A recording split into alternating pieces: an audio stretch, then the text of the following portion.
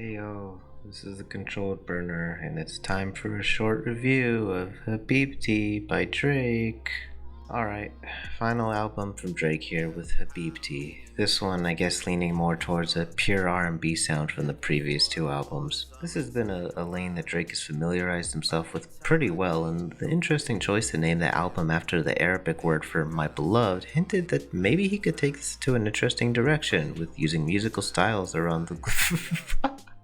I'm messing with you. Of course he didn't do that shit. This might technically be the worst of the trio purely because of how absolutely dreadful it is hearing some of the most boring, played out R&B tropes all blended together for these tracks. This is easily the shortest album with only 11 tracks and being 36 minutes long, but this feels like an eternity to get through. There really isn't one moment through the production, the singing, the writing, even the features here that sound like there was a single ounce of effort put into it. Everyone involved in this album feels clocked out, including Drake. One of the few memorable things from this album is from the song Classic, where Drake is only present in the first half of the song and then just lets a pitched up sample of an old R&B song play out the entirety of the second half. I guess I also have to mention the rusty intro, which sees Drake auto-tune crooning over an acoustic guitar piece with a bunch of rambling lines about girls who've broken his heart.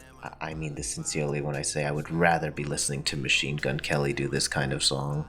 And this really just sums up my huge problem with Drake. I don't buy for a second he dropped 3 albums because he just had so much material in his heart that he had to write about. No, this was all made in the name of rigging the streaming system and trying to get records so he could match the names of people like Michael Jackson. But it's worse than just simply wanting a big paycheck for himself.